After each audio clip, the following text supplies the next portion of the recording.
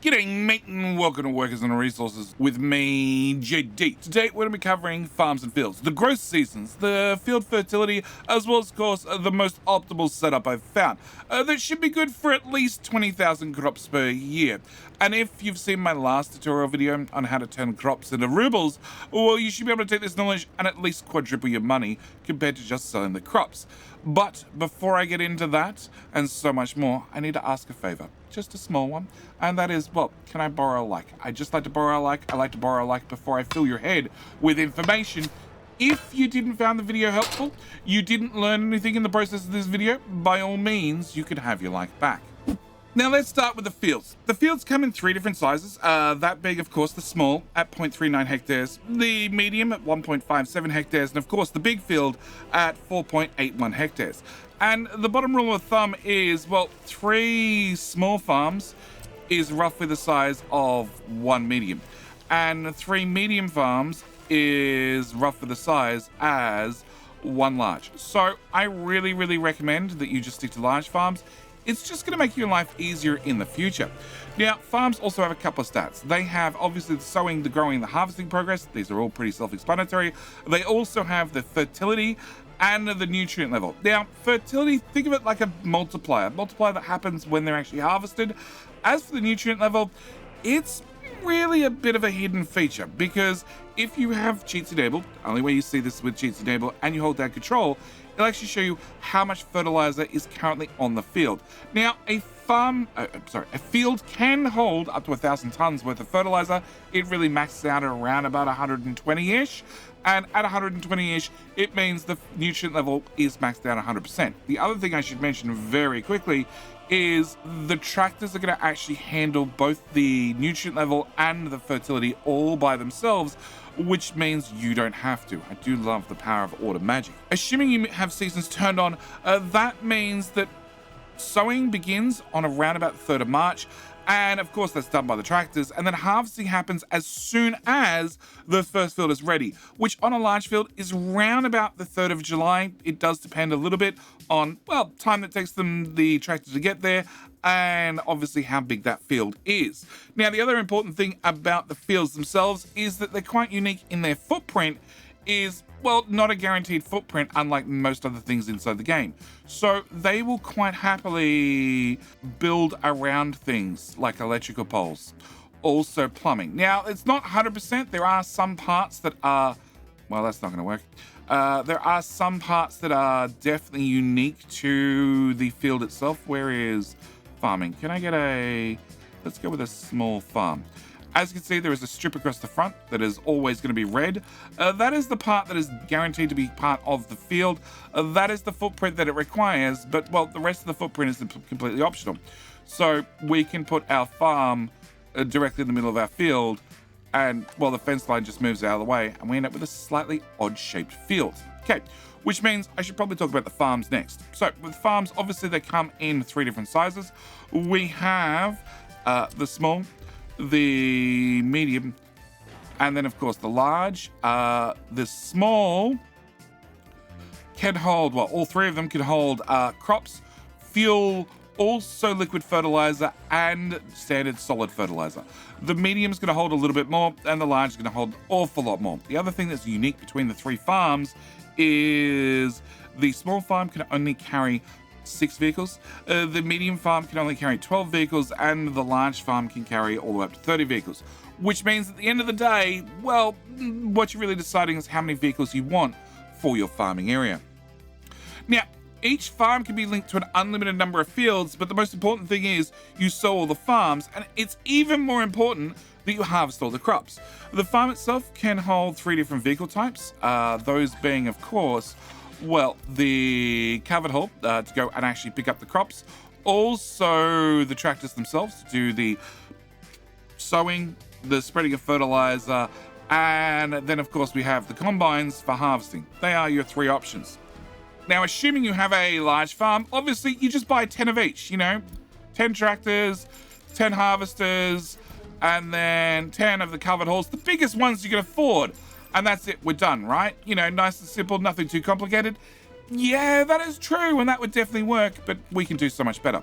Because what you can actually do is we can use a distribution office, and if we have our covered hulls in here, and of course somewhere to access the farm, and also somewhere to store the crops. Can I just get a grain storage? Just nothing too fancy. We can of course send our covered hulls over there to pick up the crops, and then send them over to the grain storage to unload the crops.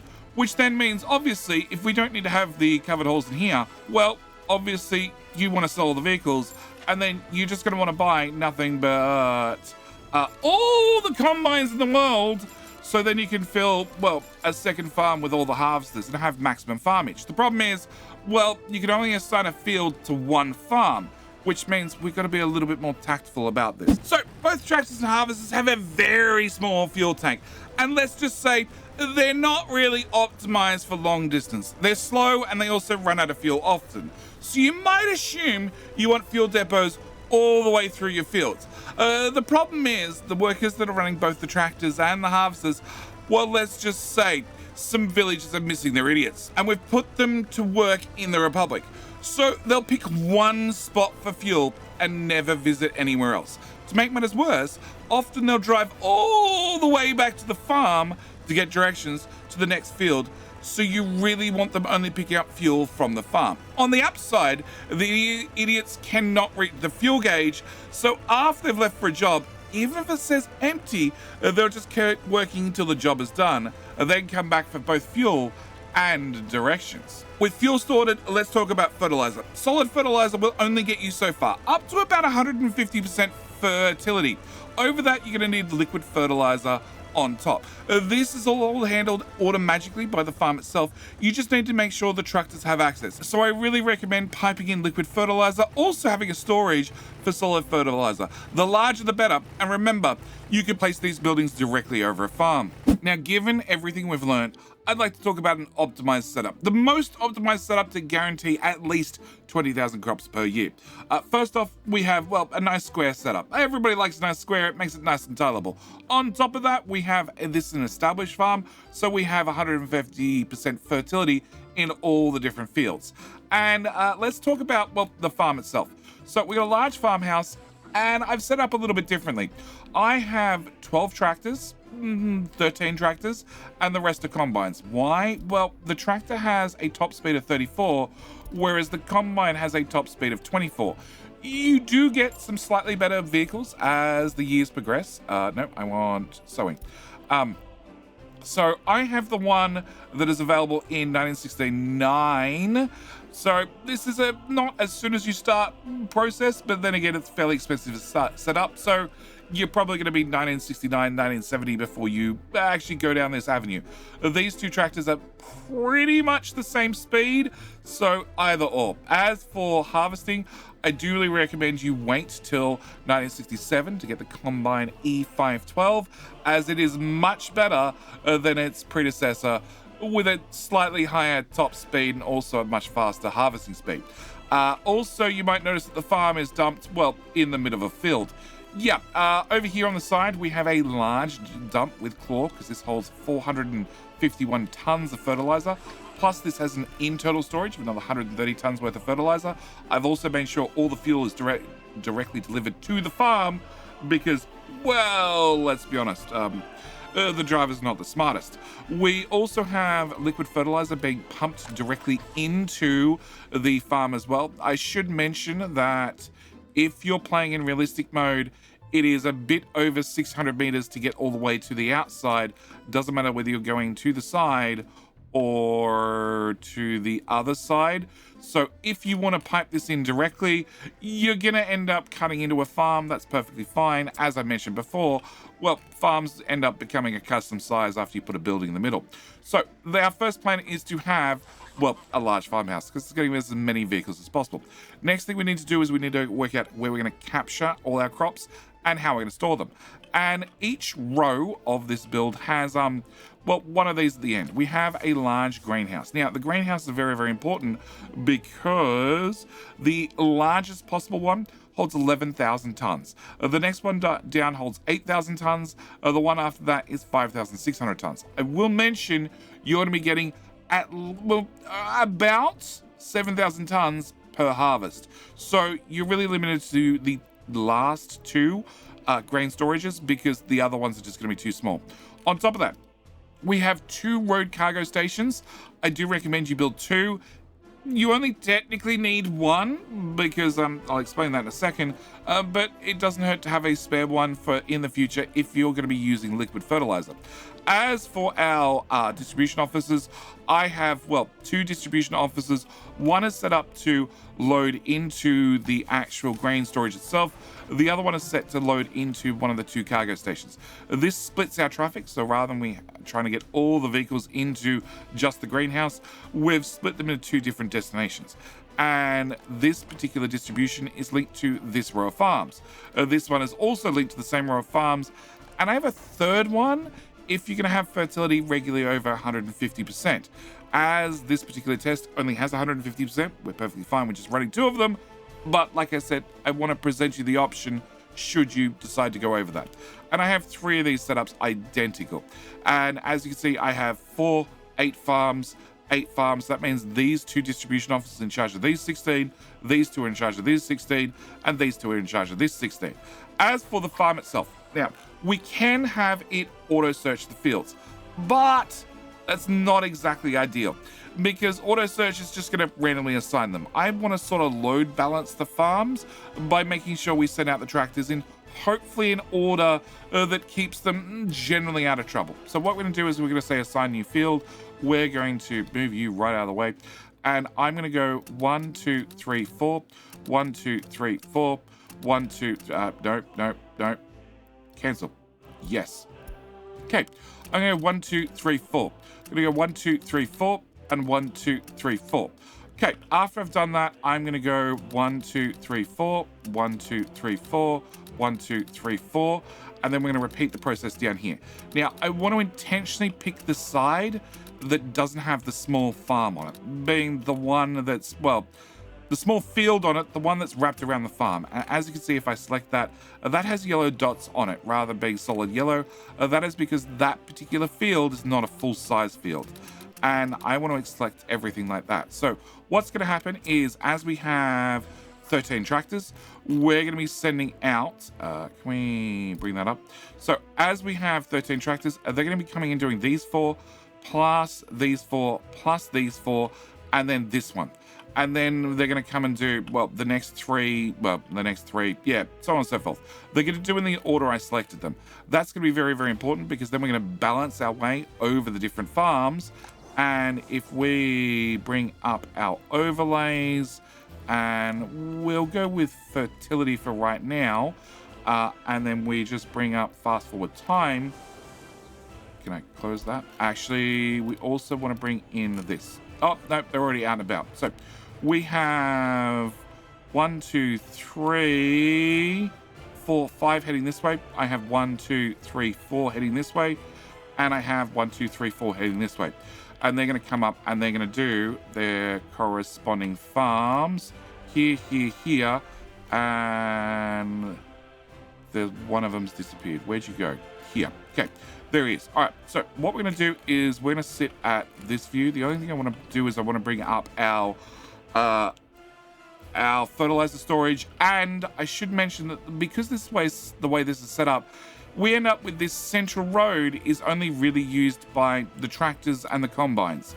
The actual covered halls are being designated to their own roads, which means traffic tends to sort itself out. The only exceptions are going to be to that is, of course, dump trucks you're using to bring in fertilizer. In saying that, you could just run the train track right out through the farms, through the fields, and also, whatever you're doing for liquid storage to make sure you bring in fertilizer, liquid fertilizer, that is. Okay, so if we can try and line up the camera and close, thank you, and speed up time, we're going to see the tractors head off and they do everything in the order I selected the farms, which means we're doing a very, very good job of load balancing the actual fields. Now, Once they've finished doing all the sowing, that's when they're going to move on to, well, spreading out liquid fertilizer. So as we're coming up on the last set of fields right now, they're all going to head back to the farms, and then as you can see, they're out spreading out liquid fertilizer. We've already maxed out the amount of solid fertilizer on the farms, but we can throw down liquid fertilizer. And if we pick, let's go with this farm, for example, and we hold down control, we can see this is going to take up the mixed waste capacity. On top of that, the field itself is actually consuming some of that mixed waste to, well, increase the growing progress and also decrease the nutrient level as the field progresses and the crops are grown. But it does mean that hopefully, when all's said and done, we should end up with some bumper crops and therefore, well, some bumper yields. Our very first farm is up to 84%, so it should be done fairly quickly. And as you can see, because we have a little bit, even with just 13 tractors, we have enough chance to get everything sown and also, just as importantly, spread fertilizer before the first farms are ready.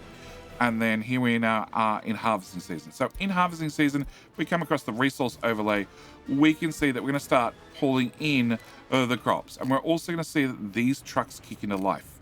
Now, of course, we've got 3 here. Where are the rest of my combines? You've only just arrived, and these guys have a longer travel time, and that's why we set this row up first. Can I get the last ones up and running? Cool. All right, so let's pick this one because this one's had a little bit of a time to run. So as soon as this has, well, a couple of tons worth of crops, a new covered haul gets assigned to this field, and he'll sit here until he's full. Whilst he's waiting to fill up, more trucks are going to be assigned to more fields, and we end up with a situation where the trucks come up here and they go one of 2 ways. They either go up to the rear to directly drop into the grain silo, or they're going to come into this road and use one of these transfer stations. We have a fuel station right here, which means no matter what, they should be able to pick up fuel on the way out. Now, I could put fuel directly in the distribution office, but you may notice that the trucks don't always end up coming back to the distribution office. Often, they'll come out, they'll drop off their goods, and then they'll swing back through the fuel station rather than having a chance to come back to the distribution office. And if we just leave this overlay up and I run time forward, we can see that traffic flows incredibly smoothly. This one has an extra field being harvested, which means we have more trucks out and about. And I don't have a lot of spare trucks. You know, there's only a couple spare at most times, and we actually end up getting into a situation where we have no trucks available and all the fields are still being worked on. Now, when we end up with no trucks, we could end up enabling a 3rd distribution office if you want to enable a 3rd distribution office if you're regularly over 150% fertility. Where this particular demonstration is right on the borderline of, we could probably get away with adding a 3rd distribution office without too much hassle. As I mentioned, you are linked to the far one, you're linked to the actual silo itself, and then you're linked to this distribution office, and we can throw in another set of trucks without too much problem because, well, we've separated the flow of traffic. So they don't end up with a situation where they're blocking one another too much. More importantly, we don't end up with any deadlocks, because deadlocks are the worst part. All right, so if we come back out to this view and we run forward time. All right, now the last row down here is being activated. You may notice that also the trucks have a habit of leaving crops in the fields. And that is because, well, there are no trucks available, and they actually primarily assign themselves to the farms that are currently being harvested. So this row at the top, which is going to be the first row cleared off, is going to have no issue bringing in all the crops, probably before we work our way into November. November is when we start getting into trouble because, well, it's about to get very, very cold. The second row should have no issues. The last row, as you can see, all the harvesting is happening, but I also need to grab all these crops and get them out of here. And because it's the last row set up, it's also the one that has got no trucks available and has the shortest amount of time between harvesting and actually being, well, put away. Also, I should mention fertility. What's happening, well, what has been happening is the tractors have also been out during this downtime. And here you go, you're at 144. We should have enough time for this season. 150, yep. A tractor came out and very, very quickly topped this up with fertilizer and made sure that we were good to go for the next season. 144, come on. Actually, no, it's going to suck down the nutrient levels. So we're going to see a drop in the nutrient levels and a reset in the fertility. Okay, so we have all the farms being reset to 150. We still have a few crops left on the 20th of November. Now, we're going to have snow on the 21st of November. And one thing I should mention, 23rd of November, when the snow hits, some of the crops in these fields will start dying. So if we bring up this and we hold down control, we have 102 tons worth of fertilizer and 7 tons worth of crops. We can see that right here. And the fertilizer count will start going up as, well, the crops, even the ones that have already been harvested, start decaying the fields. Now, you have until about the 3rd of December to get all the crops off the fields. Otherwise, well, everything that's left over just instantly turns into fertilizer. Yeah. 3rd of December. And we can see that, yeah, crops are definitely disappearing. There we go. All right, so that's our last load. And matter of curiosity, if you go back to base, we end up with a situation where we have 7,000 tons worth of crops in our very first storage, plus another 6,700 in here. Don't forget, this has a slightly smaller farm at only 1.7 hectares compared to 4.8. So you definitely have a smaller farm. And then we have this one that's at 6.5. So we have 7 plus, we'll call it a 7 plus a 6. So that's 7, that's 14. That's 20,000 crops from, well, one farm and a whole lot of trucks doing deliveries. Now, I also should mention that the truck choices are covered hauls, total capacity. This is, again, sticking to the 1960s. So this is the MZ504, which has a top speed of 88 and only carries 10 tons worth of crops.